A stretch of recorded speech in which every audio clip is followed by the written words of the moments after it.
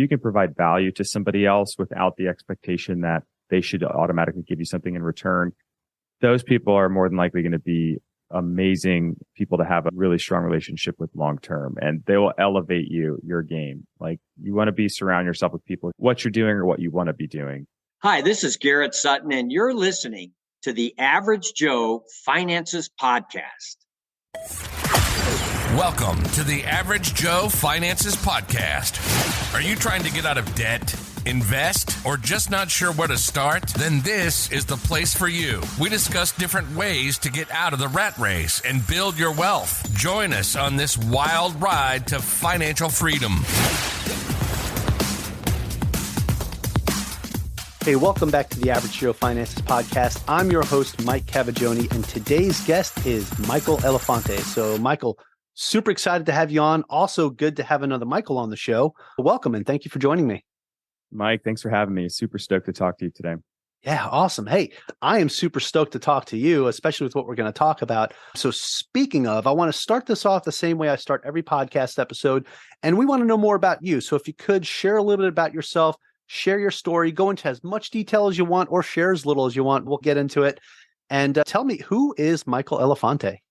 Yeah, for sure. I'll start with the end. I currently live near Greenville, South Carolina with my wife. We have 2 dogs, German Shorthair Pointers. They're crazy. We love to travel. And just 4 months ago, she gave birth to our first child, little baby girl. So she's 4 months old as the beginning of February here. But rewinding it back a few years, I was a college athlete, played baseball. Didn't really know what I wanted to do with my life. So when that career came to a screeching halt, I just had to pick something and go for it. So I got the first job out of college, or when my career was over, as an entry-level business development representative, making cold calls, 70 to 100 calls a day for a tech company that I had no interest in doing. But I heard you could make some money in tech sales. So I was like, I'll give it a shot. So initially it was like, hey, I'm just going to work hard and improve up, build up the corporate ladder, and eventually start making what I thought at the time was like really good money, and I could just live the life of my dreams. Quickly came to hate that and hate that mindset. Really learned to value my time over income. So over the next several years, I side hustled a little bit, started to work up corporate ladder, went from business development to inside sales, got another inside sales job, and then I switched companies several times and got an outside sales job. That's focusing on my income enabled me to save up at a much more efficient and quicker pace so I could figure out what I wanted to invest in, whether it was a business, whether it was real estate, the stock market. And I listened to a ton of YouTube podcasts, read a bunch of books. And the one thing that just made sense to me was investing in real estate, probably because it's a tangible thing you can invest in. And just, at the simplest terms, invest in this asset and you have revenue minus your expenses, and you'll ultimately left over with cash flow. You could also create wealth over time. So it made sense to me. So fast forward, this is from 2016, leaving at the end of college, to several years just bouncing around between all these different ideas. I learned about short-term rentals and Airbnb. And I moved from Dallas to Austin to Nashville, 3 very hot touristy towns, growing cities. So we moved to Nashville. I started just to crunch numbers. My wife and I were staying in this little condo while we were looking to buy our first home for ourselves to live in when we moved there. And I started to look at the nightly rate and online about what the rough occupancy number was, and then what they probably bought the place for. I was like, if these numbers are right, this is insane. Like, why wouldn't I do this? So long story short, we eventually grew the courage to buy our first property at the end of 2019. By the 3rd month, we were set to cash flow $7,000 on a single property in 1 month. And then COVID hit, and then we had $40,000 in cancellations, but I was all in on this strategy. I didn't think COVID would last as long as it did as far as how it affected travel and hospitality, but liquidated our 401k and IRAs, got our second property, saved up for a third, partnered on our fourth. And we became financially free in 12 months of making our first investment, quit our jobs in, I think, under 16 months, and traveled in a camper van for a year, managing 4 properties from our phone, making all this money and just like working a couple hours a week, living the dream. And then toward the end of our camper trip, we actually acquired 2 more properties. So at that time it was 6 properties, doing around $80,000 to $100,000 a month in revenue and clearing between $30,000 and $50,000 depending on the month in cash flow. My wife got pregnant. We ended up buying a house, settling. It was either a bigger van or a house. So we all opted for the house. And that's where we wound up today. And we just closed on our 7th property. We also have 1 rental arbitrage deal as well. It's been a wild ride. So hopefully that wasn't too lengthy of an introduction, but that's how where everything started and stemmed from and where we ended up today. No, that's awesome, Michael. So I'm sitting here jotting down notes as you're going. And I feel like you were in that same spot that I feel like a lot of people get into. They get into that 9-to-5 job or that typical sales job or something after they finish school, and they're trying to figure it out. And they're like, man, this kind of bites. I'm not sure I really want to do this. And then you started exploring like doing different side hustles, right? And you were like, I definitely want to invest in something. And you were looking at the stock market, and then you found real estate. I think you and I like real estate for the same reason, because it's a tangible, real asset that it's just there. It's not like paper money. It's not like this. You log into a brokerage account to see what's going on, and you can't really touch or feel that, right? Real estate, you can go to the property, look at it physically, touch it, feel it, see what it looks like, see what it smells like. Those are all very important things. I think you and I really have the same mindset when it comes to that. So that's awesome.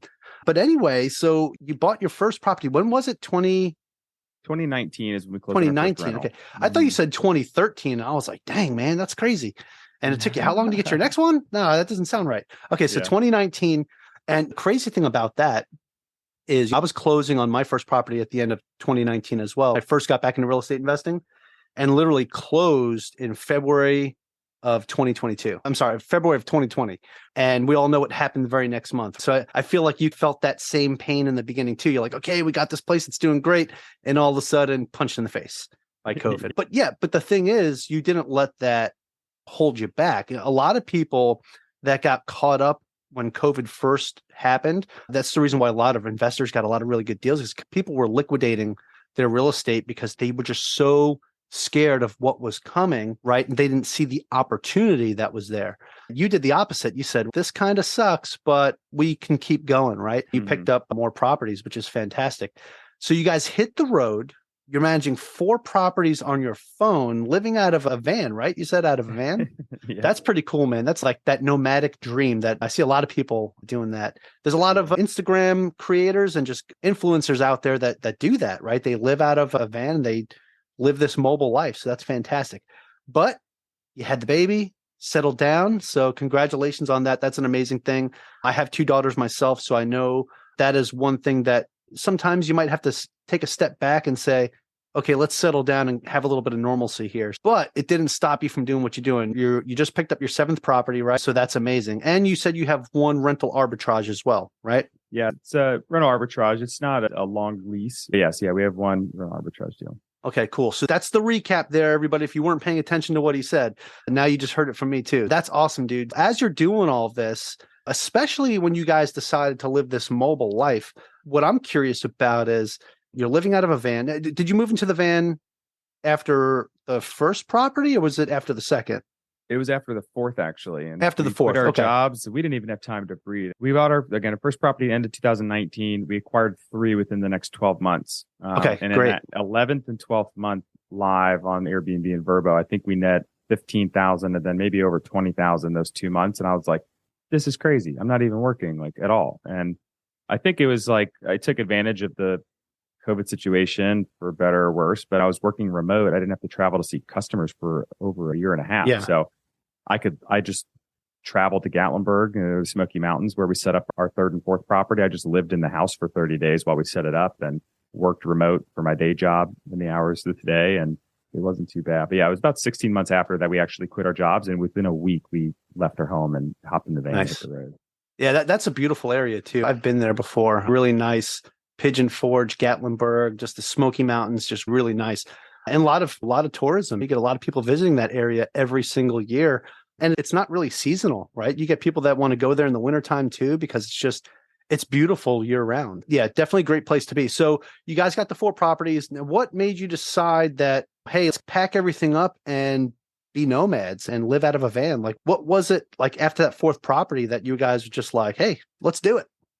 Yeah. So my wife and I both love to travel. She more or less gave me the travel bug when we first met. She's been to like 26 or 27 countries. So she's did a ton of travel abroad in college, traveled with her mom a bunch. And then I traveled with her some in the past several years. But I was always wanted to see the whole US. I think most people get so caught up in traveling abroad, they just forget how beautiful most of the United States are and how diverse the landscape is here. So I wanted to go explore the western half of the US. I've been all over the East Coast growing up. So that's ultimately was like the deciding factor. And my wife laughed at the idea of moving into a van at first and minimalizing a bit with all aspects of our life. But I think we really enjoyed it. It was like 80% of the time, it was exactly what it was caked up to be. And then 20% of the time is pretty brutal van life. Like you're just sitting in a parking lot or trying to find cool weather, shade. But for the most part, it was fun. It was a cool experience. Attention, fellow real estate investors. I know you're tired of ineffective marketing strategies that leave your lead generation feeling like a bust. Well, I've got a great solution for you.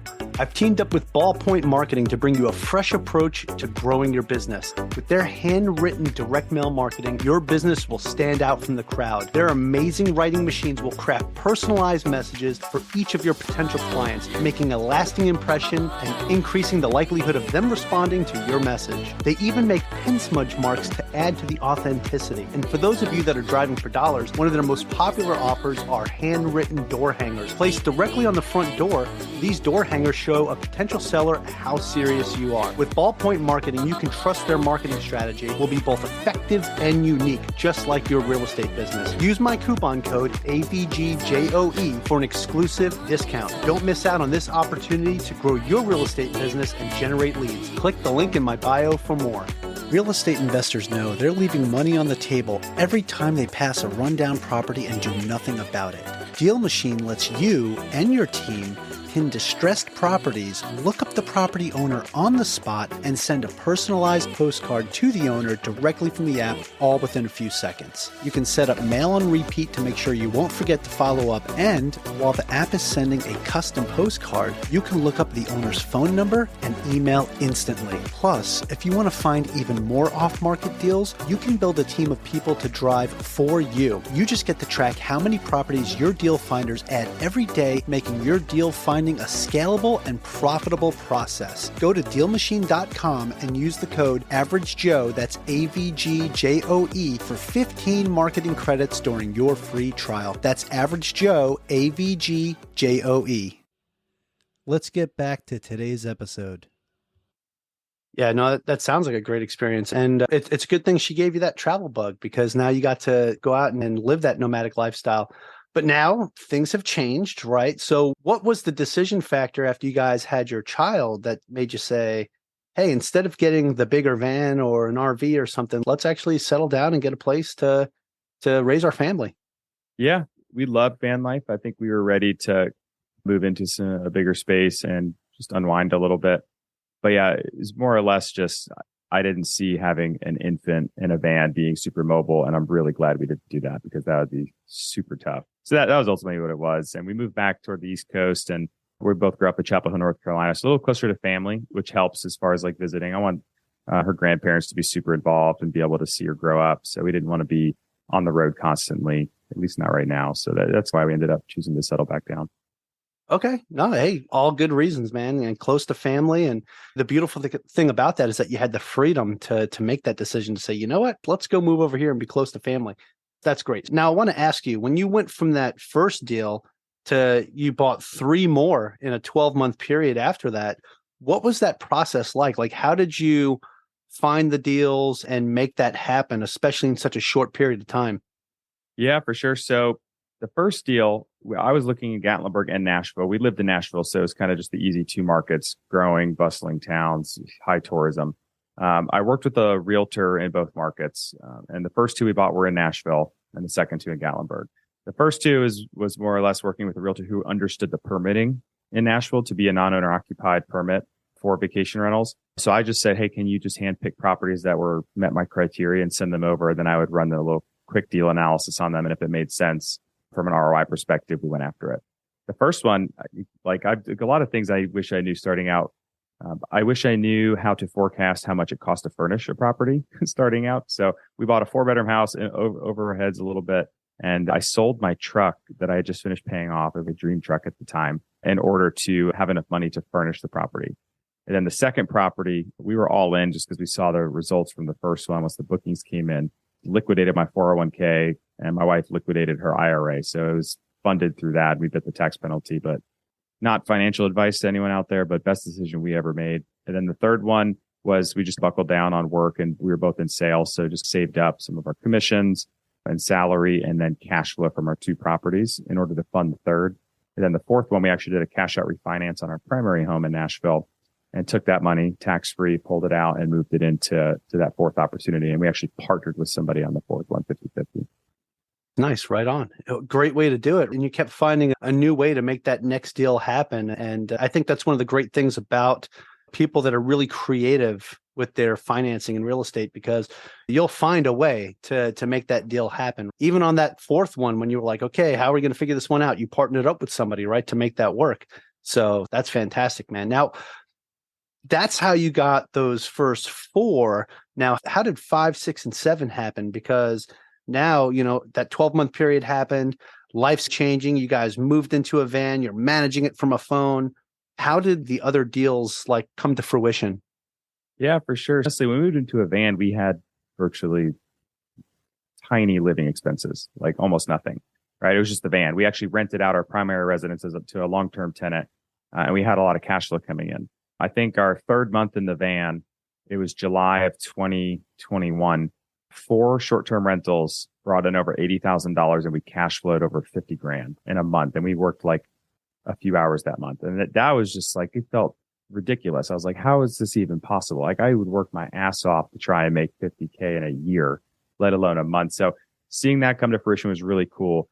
But I just say that to frame the next steps. I was like, hey, we'll just save up as much as we can. We don't need to buy anything. We don't have room to buy anything. If we bought it, where are we going to put it? In the van with us? Low living expenses, high income from our rental properties. We just saved up for the next one.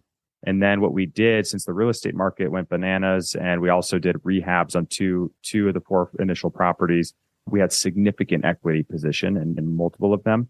So we actually did 3 cash out refis and repositioned some of that equity into a new property or 2 new properties. So we were able to pull out over $600,000 in equity through cash out refis and move that into new properties and take some of it also to buy our primary house that we currently live in. Nice. So you guys essentially did Airbnbs. Yes, right there. That's right. Exactly. No, that's fantastic, man. Now, what does your organization look like right now? Do you guys have a team? Do you outsource to anybody, especially now that you've settled down, you've got the baby? So what do your operations look like today? Yeah, for sure. So in each market, we have a local cleaner, maintenance, handyman, landscapers, those types of folks that we contract out. My wife and I were operating on our own. We didn't hire VAs or anything for the first 3 years. And then one of my students of my short-term rental investing course, B&B Investor Academy, he's one of the first people actually to take it in 2021. He had scaled very quickly to 6 properties in a year and he was crushing it. He proposed co-founding a property management company for vacation rentals. And I've always been a big proponent of self-managing. I still am. But there was a huge void in the industry with really poor management, a lot of legacy property managers that did not do justice for their clients and their homeowners. So we co-funded that. We very quickly grew over the past probably 8 months now to about 100 properties under management. And now I delegate a lot of the day-to-day work and management to our team for my individual properties. I'm still active, especially on the pricing side, but all the day-to-day communication, like 99% of it is through our team. Yeah, that's awesome. So in a just over 3, almost 4-year period, not only did you grow and scale to have 7 Airbnb properties yourself, but you also have a property management company that has over 100 properties under management, right? That's fantastic. And you have a course too, right? You have the Airbnb Investor Academy, right? So in just under 4 years to be able to build what you've built is just absolutely amazing, man. Well done. Congratulations, man. Thanks. That's pretty dope. Yeah, a lot of it honestly sprouted from creating content online. I never thought I still don't even like creating content, to be honest with you, but I started pushing content on YouTube because I learned so much from other creators on YouTube in the finance and real estate realm. So I was like, I'm just going to start sharing whatever. And that's what they all encourage you to do. Just share and see if it resonates. And it took a while. YouTube is hard. And I wasn't good at it, to be honest. So I started doing TikTok in November of 2020. And at that time, I had finally gotten 1,000 subs on YouTube. And I had I did a competition with a friend. We did a TikTok a day for 30 days. I had a few videos get several 100,000 views. All of a sudden, I'm at 10,000 followers in a month. And I'm like, this is crazy. YouTube is so hard. I pour so much hard work into it, editing and all that. And my whole mindset with TikTok was to get people to come over to YouTube and watch my videos, which I provided the most free value in. That was like the wrong mindset. Like I didn't see the writing on the wall that short form content is now becoming king. Long form content even on YouTube valuable. with even YouTube shorts. Yeah. 100%. And Instagram and Facebook, Meta and YouTube, they all mimicked TikTok as soon as they saw that explode. So my mindset was completely wrong, but I still continued to push a bunch of content on TikTok. And all of a sudden I had a few 100,000 followers. Now I'm almost at 1 million followers on TikTok and had an audience. And I do consider myself to be one of the leading short-term rental educators in the space and influencer, if you will. But for a long time, I was like, this is crazy that like I'm in this position now. So I just tried to provide as much transparency on my own business as possible. And it resonated with people. Here's how much money we're actually making or not making each month. Here are the breakdown from each property. People love seeing behind the scenes instead of just, I'm in my Rolls Royce because my Airbnb business is crushing it. Click my link in my bio. So I think it was more just like the organic. It felt like people knew me in a way. So I was doing free coaching for a year. And then a bunch of people were like, why don't you build a course or do coaching? I'm like, nah, man, I don't do that. And they're like, well, you should. I'd buy it. And I'm like, really? So my wife convinced me, hey, why don't you build something? So I built a few iterations of a video course, some coaching programs, and I was helping people like crush it. And I was like, I'm probably not charging enough for this because I'd have people come back and tell me they cash flowed over 10 grand on one property in the first month, but it was motivating. I was like, this is so cool. It's fulfilling for me to help other people succeed. So the content thing just grew and grew and all these other businesses sprouted from it. And I just took it and ran with it. And I do stuff that I enjoy, which is great. So I have the property management company. I have the academy, which has grown to, it'll be a multiple 7-figure business this year. I have a bunch of coaches and a sales team, and it's been a great operation. I also have a short-term rental design company, Summerled Designs. I'm a small partner, and the two girls that run it are incredible. And they've turned properties into cash flowing machines through epic design and staging and photography. And then I'm about to launch a website here soon, which I'm bringing like a bunch of resources online for people to use to help them along their journey with short-term rentals. That is phenomenal, man. Like that's the definition of crushing it right there, Michael. Absolutely. Yeah. You definitely were able to take advantage of the short form content on TikTok. I'm still trying to figure that out myself. I think I'm at like 1,800 something subscribers, and that's about it on TikTok. But yeah, it's that's what people want. They want those short bites, right? They want that quick hit of information. But I think what people really like about what you're putting out too is the authenticity and the transparency in what you're doing, like showing, hey, here's our actual numbers. Because there's a lot of people that'll be out there and they'll say, yeah, I'm doing A, B, C, and D, click my link and take my course or whatever. You're like, hey, yeah, you could take my course if you want, but here's what we're actually doing, right? Like here's numbers, here's what this looks like, right? So if you're interested in that, now come hit me up. And I think that it's a lot more appealing to somebody that's just swiping through and this is in the niche that they're looking at. They're like, this might be a good thing for me to check out. Yeah, I believe in like courses, coaching, all that stuff. If it's from the right person in the right niche and it's good content, it's 100% worth it. There's a lot out there that are kind of garbage. Got to watch out for that. If I come out with some course, it's probably going to be garbage. No, I'm kidding. But it's those are the kind of things that you want to look out for, right? You want to make sure the person that you're getting that information from is legit. And dude, you're legit, man. You're killing it. Yeah, thanks. I appreciate that. I love it. So now with your actual content, sharing the stuff that you're doing on Airbnb and everything, have you started to outsource any of that? Like, do you have people that help you with your content, like video editors or anything like that? I know I started outsourcing my stuff to a VA, and my VA is phenomenal. She actually takes care of everything for me. And I'm actually starting to gain more followers because of that, because now I could spend more time on other things while she's creating this short form content for me. Have you found anything like that's useful?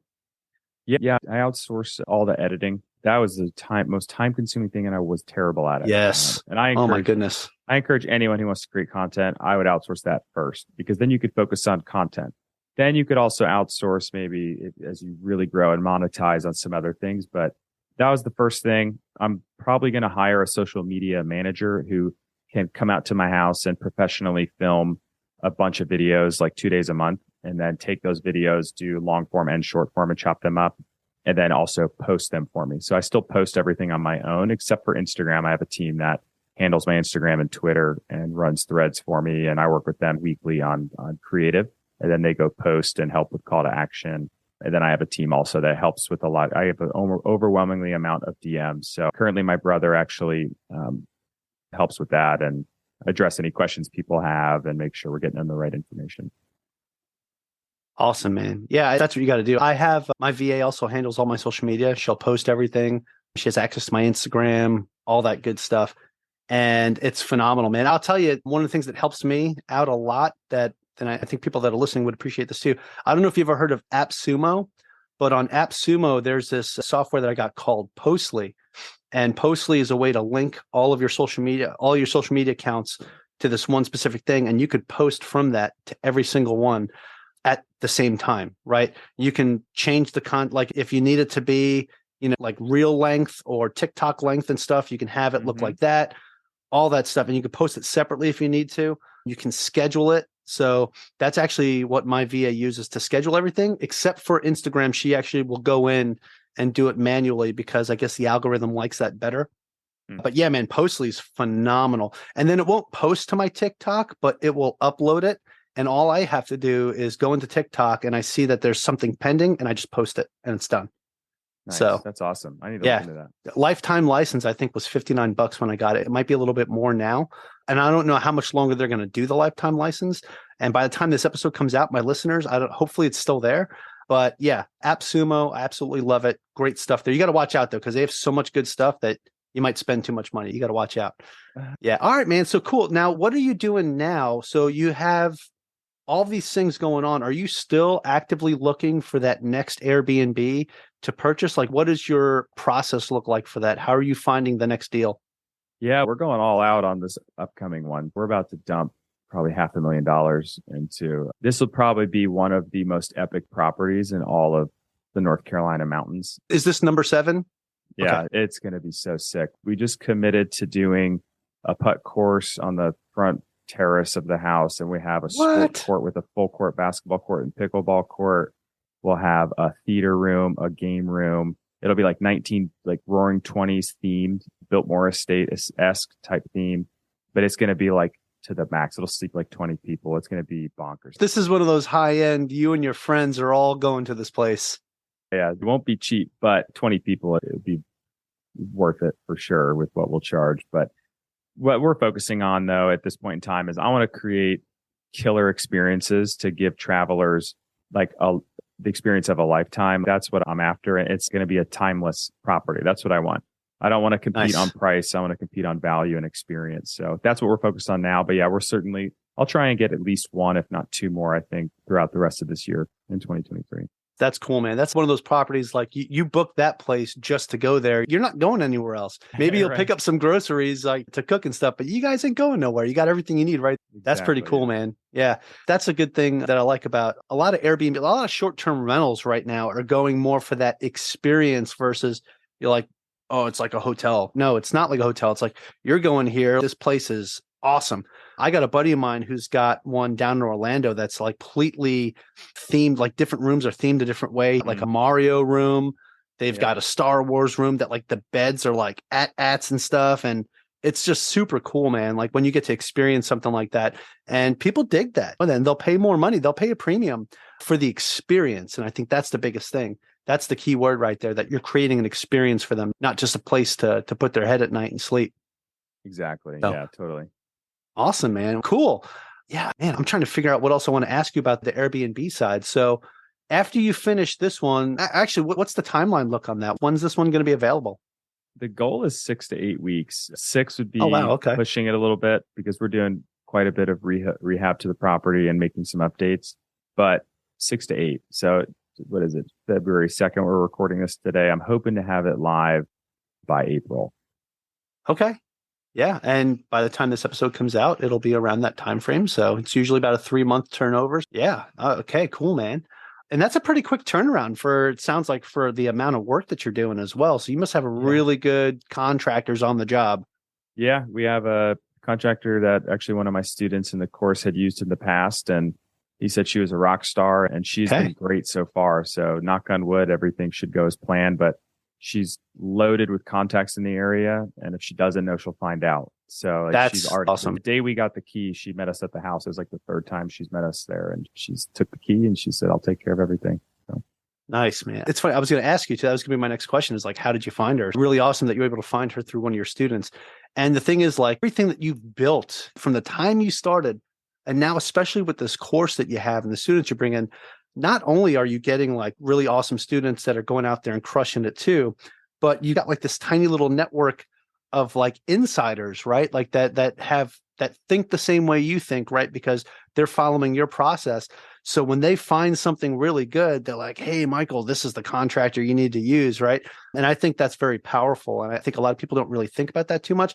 That's one of the things I like to talk about too, like my podcast itself, the network that I've built just from meeting amazing people and bringing these guests on my show like you, man. Like I know if I've got some stuff with Airbnb and I want to do it in a specific area and it's an area that you're in, I'm going to hit you up, like hook me up with some contract, give me some contacts, man. What's going on? That's really important, man. It's about who you know as well and building relationships. 100%. Yeah, for sure. You guys have probably heard your network is your net worth. And as cheesy as that is, it really couldn't be further from the truth. If you can foster relationships with people who are influential in whatever industry that you're in, they're going to know somebody. If they connect you with that person, they're going to know somebody.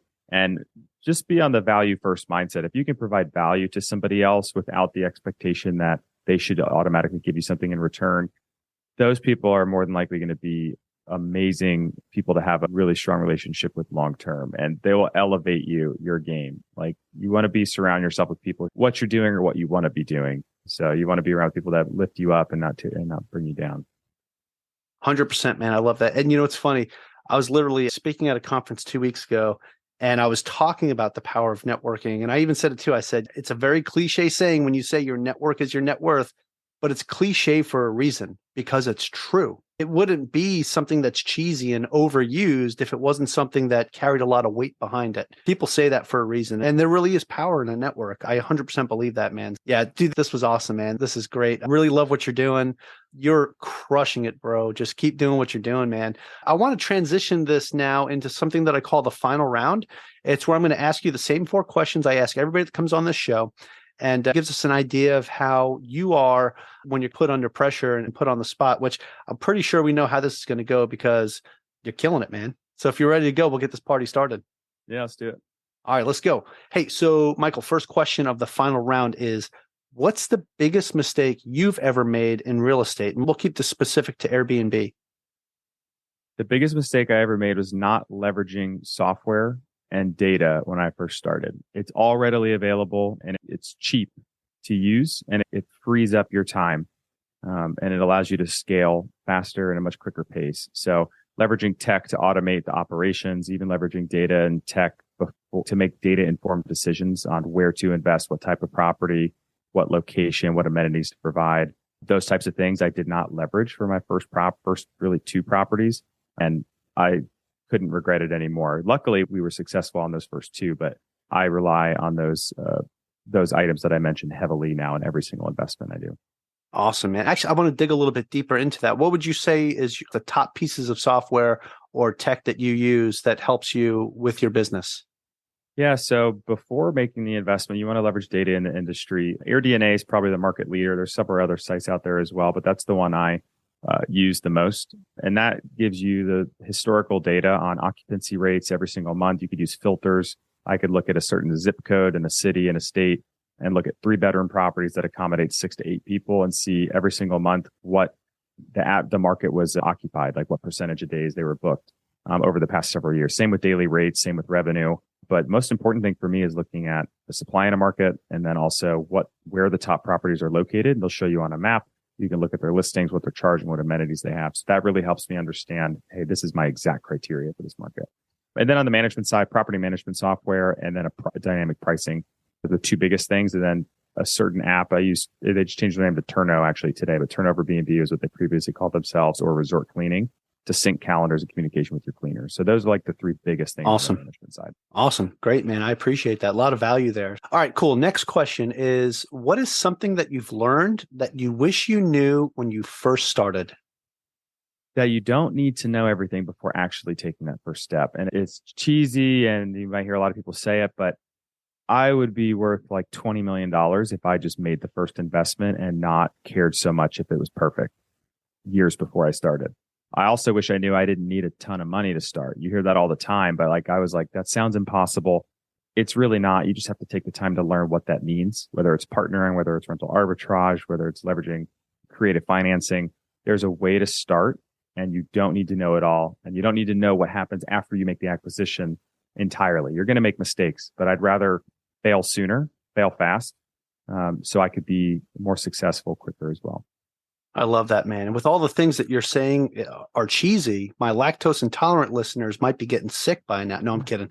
Hey, actually, I literally was just talking to somebody the other day about that as well. I think that was the same exact answer they gave me to that question about it doesn't need to be perfect, right, in order to make it happen. And a lot of people chase perfection and get stuck in a bubble because of that. And I think that's a very important thing. So I appreciate you pointing that out. Okay. The next question I have for you, Michael, is do you have any tips or tricks that you would recommend to someone that is just getting started out in this business today? Honestly, and it's something I did not do early on because I always thought I could just figure it out on my own, is find a mentor, whether it's free or paid. Find a mentor or coach who's doing and operating at the level that you honestly seek to operate at.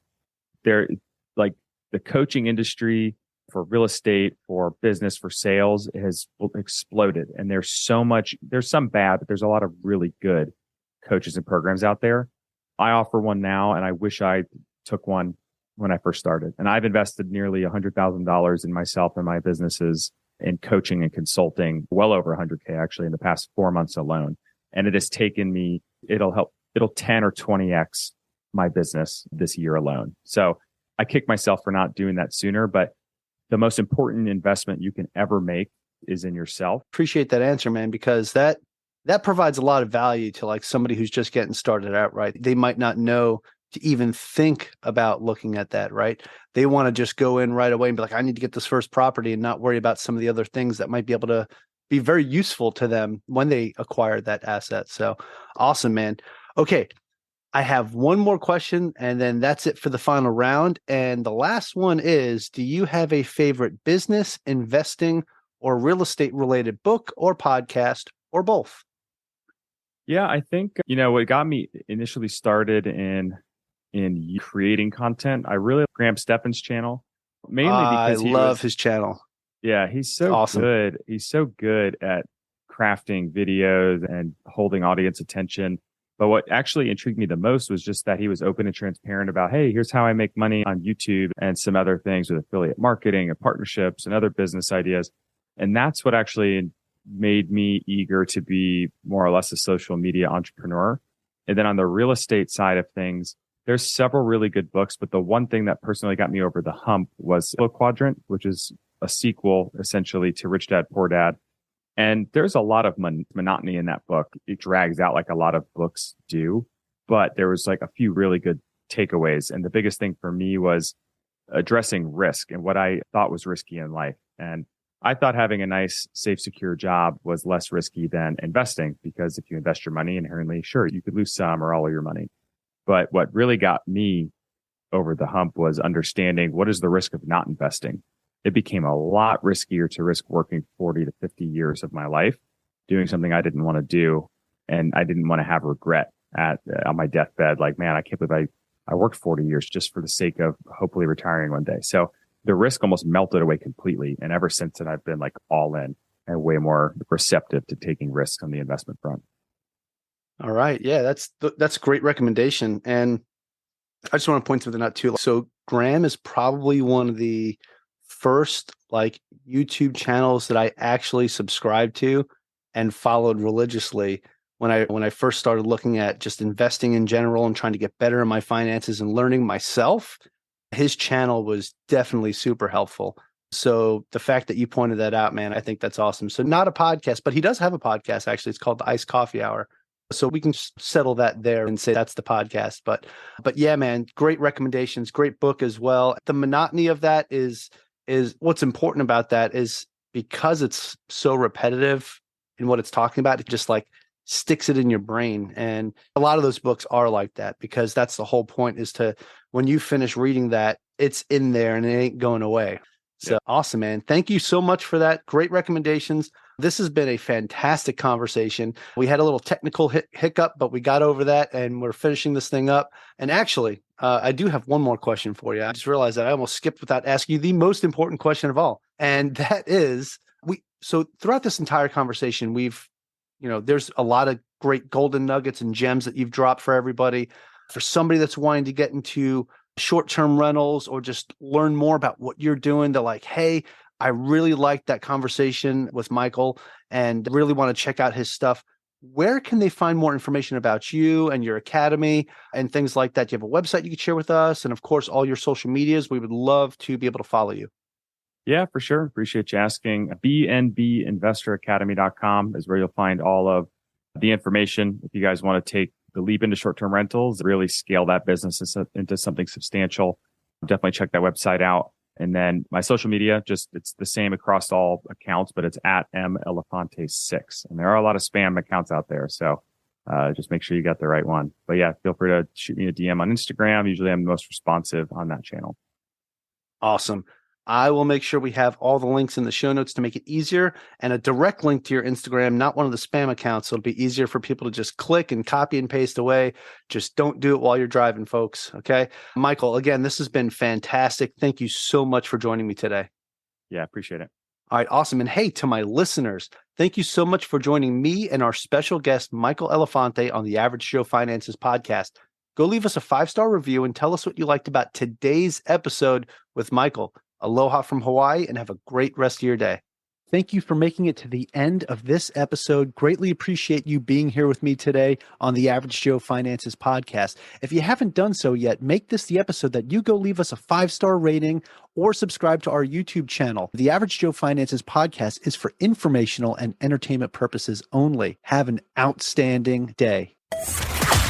Thanks for listening to the Average Joe Finances Podcast, your source for beating debt, saving money, and investing. Learn more at averagejoefinances.com.